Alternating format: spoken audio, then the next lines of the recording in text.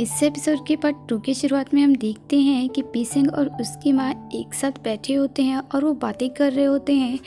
और उस दौरान उसकी माँ पी सिंह से कहती है कि मेरे एम्प्लॉयज़ ने तुम्हें ऐसी जगह देखा है जहाँ पर तुम अक्सर नहीं जाते हो। और इसके बाद वो कहती हैं कि मैं चाहती हूँ कि अगर तुम कोई भी फैसला लेते हो तो उसके बारे में तुम सबसे पहले मुझे बताओ।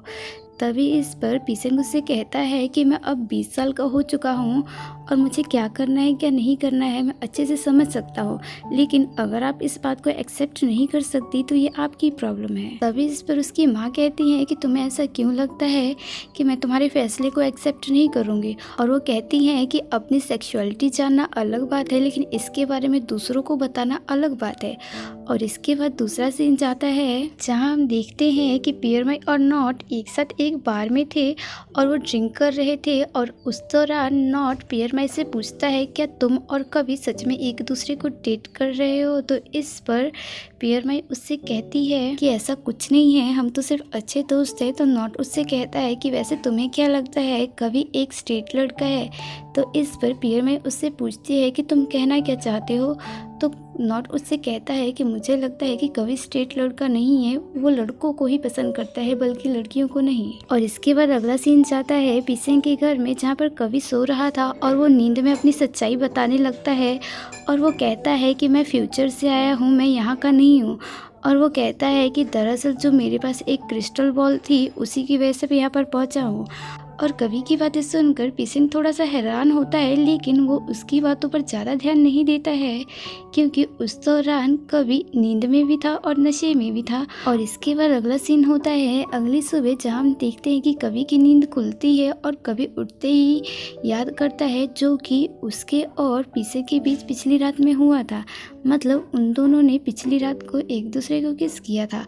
और ये याद करने के बाद कवि पी सिंह के पास जाता है और वो पी सिंह से पूछता है कि कल रात को क्या हुआ था वो मुझे याद नहीं, लेकिन मुझे एक बात याद है कि हम दोनों ने एक दूसरे को किस किया था। और उन दोनों के बीच अभी ये सब बातें हो ही रही होती है, तभी उस दौरान वहाँ पर उसकी माँ जाती हैं और इसके बाद वो तीनों एक साथ नाश्ता करते हैं। और इसका अगला सीन होता है जिसमें पी सिंह कवि को उसके घर ड्रॉप करने गया होता है और जब वो वापस लौटने वाला होता है उस दौरान वो कवि से कहता है क्या तुम एक और नया डॉक्टर ढूंढ रहे हो अपने पापा के लिए। तो कवि इस पर कहता है नहीं, क्योंकि मैं जानता हूँ कि मेरे पापा की हालत कुछ ही दिनों में बहुत ज़्यादा ख़राब हो जाने वाली है और इसका कोई फ़ायदा नहीं होगा। तभी इस पर पी सिंह कवि से कहता है कि तुम फिक्र मत करो, अगर तुम्हें कभी भी मेरी हेल्प की ज़रूरत पड़ी तो तुम मुझे कह सकते हो। और इसके बाद हमने देखा कि कवि पी सिंह को कहता है लेकिन मुझे तुमसे कोई और भी बात करनी है पिछली रात के बारे में। तो पी सिंह उससे कहता है कि मुझे लगता है कि अभी ये बात करने का समय नहीं है, तुम्हें सारा समय अपने पापा को देना चाहिए। और इसके बाद अगले सीन में हम देखते हैं कि कवि पियर माई के पापा के हॉस्पिटल में जाता है और वहाँ वो जाकर उनसे रिक्वेस्ट करता है कि प्लीज़ आप मेरे पापा का इलाज कर दीजिए। और उसके पापा मान भी जाते हैं। और इसके अगले सीन में हम देखते हैं कि कवि पियर माई के पास जाता है और इसके बाद वो पियर माई से माफ़ी मांगता है अपने बिहेवियर के लिए।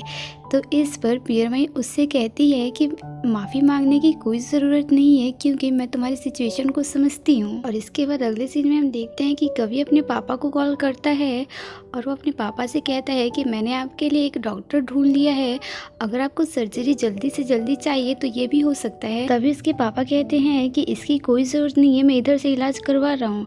तो कवि कहता है कि ऐसे कैसे कोई ज़रूरत नहीं है, अगर आपको कुछ हो गया तो मेरी ज़िंदगी में कोई मकसद नहीं रह जाएगा अपनी ज़िंदगी को सुधारने का, आप ही की वजह से मैं अपनी ज़िंदगी संवार रहा हूँ। तभी इसके पापा कहते हैं कि मैं नहीं चाहता कि मैं तुम्हारे ऊपर बोझ बन जाऊं। तो कवि कहता है कि आप ऐसी बातें क्यों कर रहे हैं, आपने मेरे लिए कितना कुछ किया है, कम से कम मुझे एक मौका तो दीजिए उन सब चीज़ों को लौटाने का।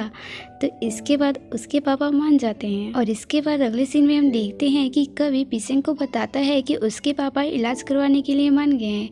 तो पी सिंह कहता है कि तुम्हें तो इस बात से खुश होना चाहिए कि तुम्हारी अब चिंता घट जाएगी।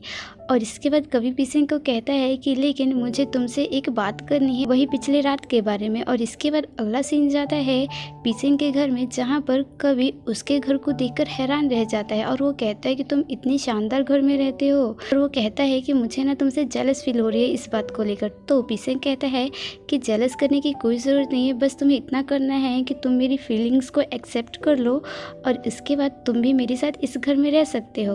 तो कभी उससे कहता है कि ऐसा नहीं हो सकता क्योंकि तुम्हें पता है कि मैं पियर माई को पसंद करता हूँ। तो इस पर पीसेंग उससे कहता है कि वो तो मैं जानता हूँ, लेकिन मैं इंतज़ार कर सकता हूँ क्योंकि मेरे अंदर सब्र बहुत है। और इसके बाद ये एपिसोड यहीं पर ख़त्म हो जाता है।